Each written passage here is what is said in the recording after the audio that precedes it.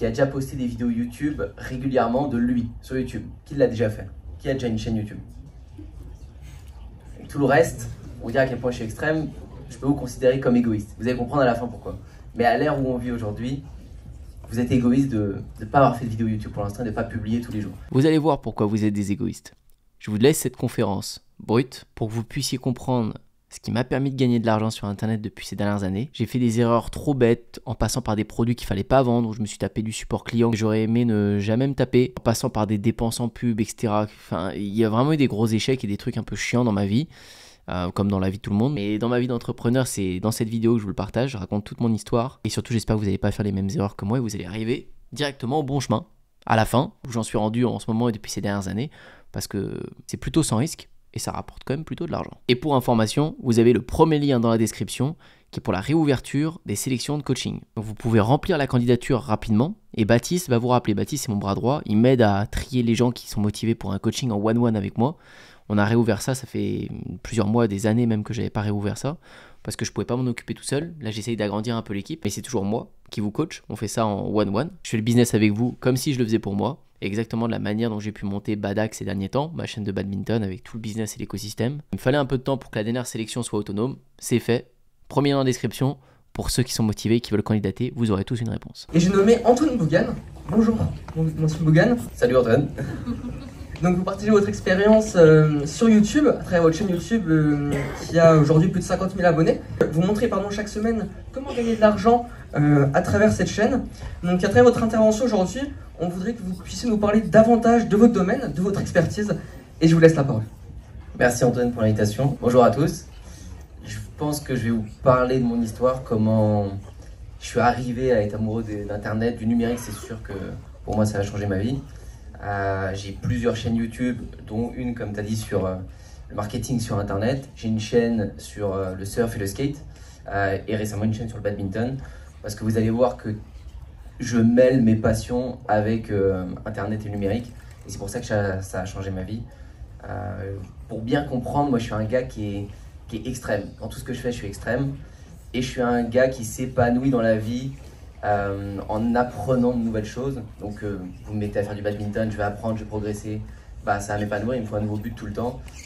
Pareil pour le surf, pareil pour le skate, pareil pour le marketing en ligne, et Internet, ça a été une grosse locomotive, et ça m'a permis depuis 8 ans maintenant, quasiment, j'ai 28 ans bientôt là, j'ai commencé à mes 18 ans à faire ça, et j'en ai vécu à 19 ans. Depuis mes 19 ans, je vis que de ça, donc c'est une chance. Juste mon ordinateur, une connexion internet, et je peux être n'importe où et travailler, et c'est très addictif. Je travaille des heures et des heures sans me rendre compte que je travaille. Mais pour vous expliquer à quel point je suis extrême, je peux vous poser une première question. Qui a des repas de famille a déjà feuilleté des photos de famille avec les grands-parents juste pour regarder un peu comment nos parents étaient petits au début, les photos de mariage? Qui levait la main? On est beaucoup, non? Et maintenant, qui a déjà posté des vidéos YouTube régulièrement de lui sur YouTube? Qui l'a déjà fait? Qui a déjà une chaîne YouTube? Et tout le reste, on vous dire à quel point je suis extrême, je peux vous considérer comme égoïste. Vous allez comprendre à la fin pourquoi. Mais à l'ère où on vit aujourd'hui, vous êtes égoïste de ne pas avoir fait de vidéo YouTube pour l'instant, de ne pas publier tous les jours. Et pour bien comprendre, je vous l'ai dit, moi ça a commencé donc en 2018, non même pas, 2016, 2017-2016. J'étais en études et j'ai tapé un moment, je peux gagner de l'argent sur Internet.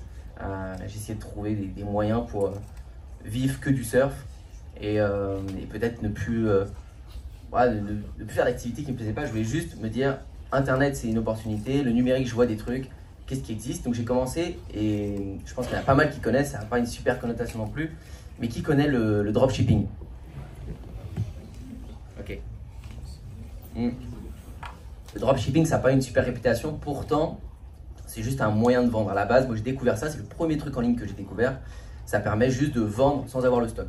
Donc au lieu de, je ne sais pas si vous vendez des montres, au lieu d'avoir tout votre stock de montres chez vous et de galérer à prendre des risques à acheter ce stock puis d'envoyer vous-même, c'est votre fournisseur qui envoie directement le stock à votre client. Donc vous êtes juste l'intermédiaire au niveau du site. Moi j'ai commencé avec ça en 2017, mais je vendais tout et n'importe quoi. À ce moment-là, je n'avais pas encore lié la passion avec le business sur Internet. J'avais juste lié le business et faire de l'argent, faut être honnête, c'était mon seul but.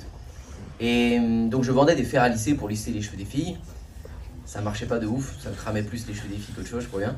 Après, j'ai vendu des produits anti-ronflement pour que les gars surtout arrêtent de ronfler. Donc c'était les femmes qui achetaient ça à leur mari pour arrêter de ronfler.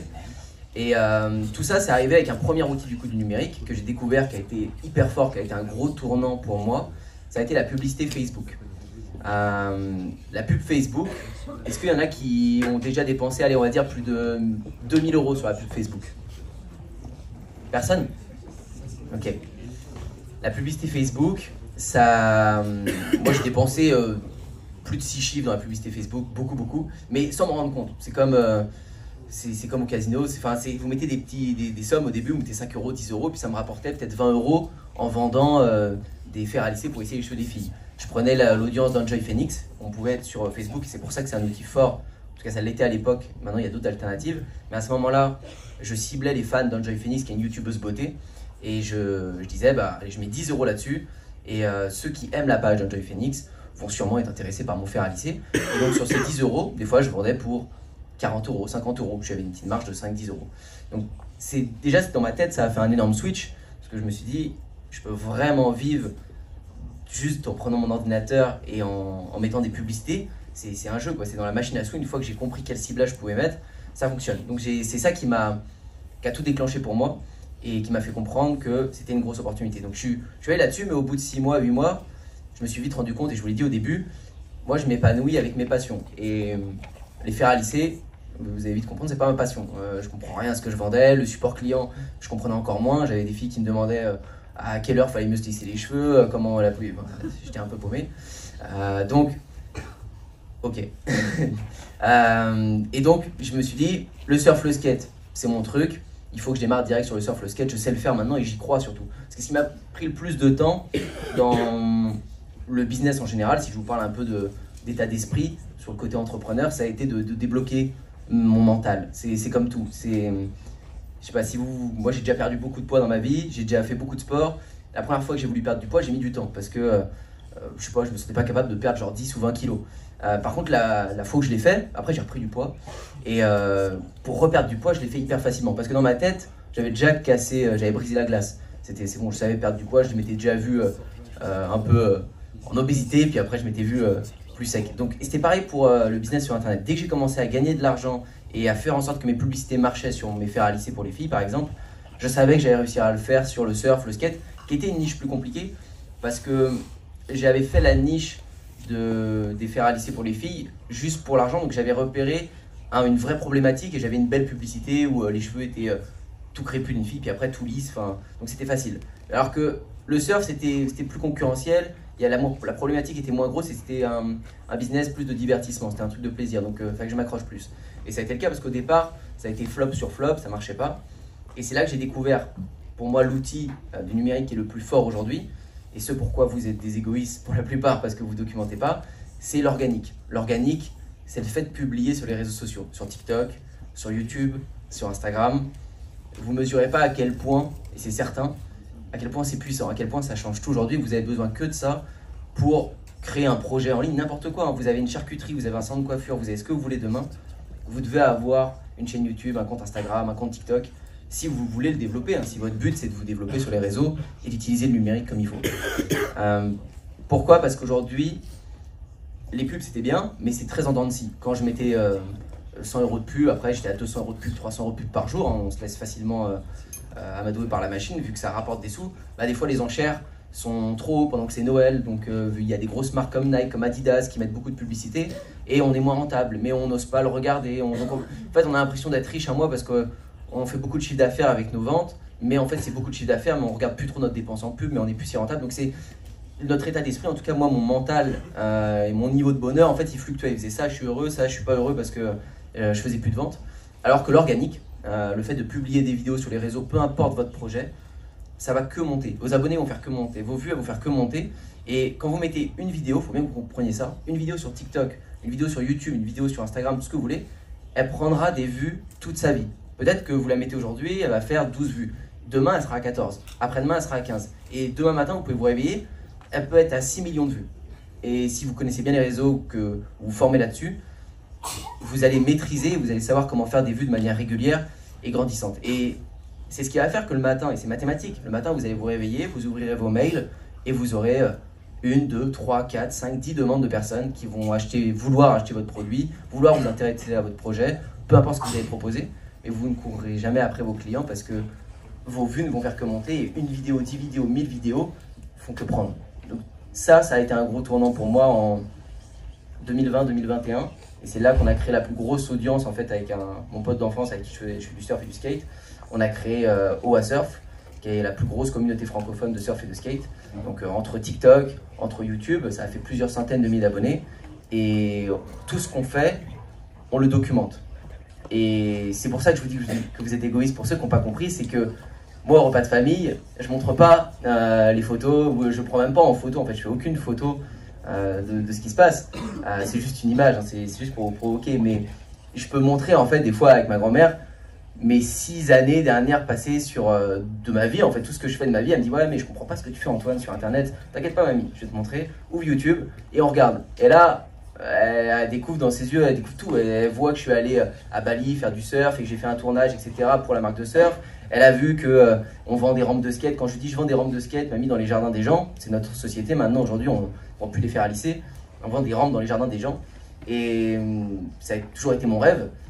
Mais elle comprend pas, si je lui dis juste comme ça ou si je lui montre une photo, c'est compliqué. Par contre, quand je lui montre une vidéo et qu'elle me voit il y a 5 ans, que j'étais encore un peu corpulent et tout, elle se dit ah ouais, c'est là que tu as commencé à faire tes rampes. Elle me voit bricoler, elle me voit faire les rampes chez les gens, elle me voit les clients contents. Je peux tout lui illustrer avec des images. C'est fou, c'est l'ère d'aujourd'hui, on est à internet. Alors, tout le monde ne souhaite pas se montrer, tout le monde ne veut pas faire des vidéos sur internet, certes, mais en tout cas, on a une ère où il y a des possibilités de faire ça et c'est incroyable. À ce moment-là, en 2021-2022, quand je comprends ça, je fais mon skatepark. Je vais toujours plus loin. Je vous ai dit, je suis extrême. Donc, tant que je ne suis pas au bout, tant que je ne vois pas ma limite, moi, je m'épanouis dans l'extrême. Mon père dit toujours l'inverse. Mon père il dit toujours tous les excès sont mauvais. Je lui dis oui, mais dans ma tête, moi, c'est tous les excès sont bons. Parce que tout ce que j'ai fait par excès, ça m'a toujours réussi. Donc, je fais un skatepark intérieur. Donc, moi, j'habite à Pornichet. Je ne sais pas s'il y en a beaucoup qui vont connaître ici. C'est à côté de Nantes. Je fais un skatepark intérieur, je me dis ça va être mon rêve, mais même pas pour le commercialiser, même pas pour faire des gens qui vont rentrer dans ce skatepark. C'est juste pour moi un lieu de tournage et pour mon rêve de gosse parce que mes revenus ne seront jamais des revenus du physique. À ce moment-là, j'ai bien compris que avant, il y a 20, 30 ans, quand il n'y avait pas internet, les gens avaient des business, c'était un salon de coiffure, ils avaient une charcuterie au coin d'une rue, un magasin de surf éventuellement. Le week-end, peut-être qu'il y avait 100 personnes qui passaient dans leur magasin, peut-être 1000 personnes qui passaient dans leur magasin, je ne sais même pas, c'est beaucoup. Mais il y a une limite, on est sur un truc physique.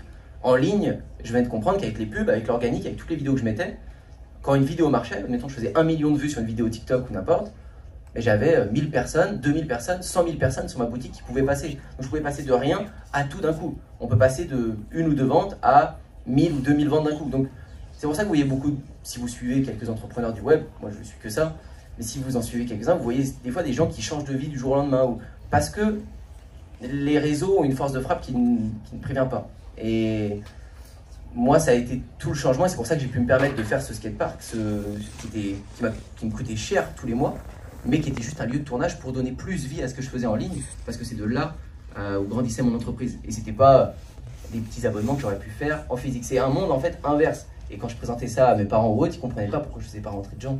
Mais parce que c'est un univers compliqué à comprendre quand on n'est pas dedans. Je pourrais vous en parler longtemps du business sur Internet. Mais aujourd'hui, ce que ça a donné, c'est que je rebondis d'activité de plaisir en plaisir. Je me suis mis au badminton il y a 2 ans et demi, parce que j'ai toujours eu des facilités avec ce sport. Je suis monté rapidement au niveau national à ce niveau. Et du coup, mon plaisir, c'est autant je vous ai dit de recommencer une nouvelle chose, d'apprendre, mais c'est de le documenter. Donc je recommence une nouvelle chaîne YouTube. Je vais faire un business de partenariat avec ça. En fait, je lis effectivement, je ne vais pas être hypocrite, je veux gagner plus d'argent dans mes sociétés et je suis très content, ça marche très bien depuis ces 6-7 dernières années. Mais l'argent, c'est juste un moyen de me faire plaisir pour continuer mes projets et réinvestir dedans. En soi, l'argent, je m'en fous. Mais par contre, ce qui m'anime et ce qui me rend heureux tous les matins, c'est d'aller développer mes projets. Et je suis trop hypé par l'adrénaline que j'ai de créer de nouveaux contenus, de documenter ça, de voir que ça plaît.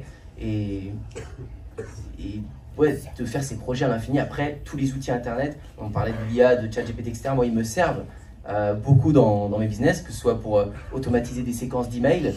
Quand vous avez vendez des produits, vous pouvez faire des séquences d'emails de paniers abandonnés. Vous savez, les gens qui abandonnent leur panier sur des sites, bah, les ChatGPT nous aident beaucoup là-dessus, sur des tâches un peu chiantes à faire. ChatGPT est efficace, mais je rejoins sur pas mal de choses. Moi, je ne l'utilise pas pour la création de contenu, je ne l'utilise pas pour du script ou autre, parce que je suis obligé de repasser toujours par derrière. Donc, c'est à prendre avec des pincettes. Mais voilà, j'espère que ça a été clair pour vous. En tout cas, le numérique, je peux que dire que ça a changé ma vie sur moi. Merci Antoine pour cette présentation, c'était vraiment hyper intéressant. Je pense qu'on a plein de questions, ça a ouvert plein d'interrogations peut-être dans la salle. Alors c'est l'université de Montaigne à Bordeaux, si je dis pas de bêtises, qui m'avait invité en avril dernier. Et donc il y avait d'autres intervenants, des professeurs d'autres écoles, un qui avait fait une intervention sur l'intelligence artificielle, etc. Enfin tout le monde y allait un peu de son savoir sur comment le numérique joue un rôle dans notre vie aujourd'hui. Donc ça tombait un peu bien parce que moi c'est vrai que le numérique à ma manière, il a joué un rôle énorme, si ce n'est tout le rôle en fait de ma carrière en général dans le travail. Ma question pour vous, c'est de savoir si vous utilisez l'intelligence artificielle dans votre quotidien, dans votre vie perso ou dans votre vie pro. Ça m'intéresse parce que moi, à l'heure actuelle, j'utilise pas du tout l'intelligence artificielle. J'arrive pas à rendre ça utile. Peut-être que j'y crois pas au fond. Dites-moi ça dans les commentaires, ça m'intéresse de savoir. Et n'oubliez pas de liker si vous avez aimé ce format qui est un peu différent et de vous abonner à cette chaîne YouTube. Je vous dis à très bientôt pour la prochaine.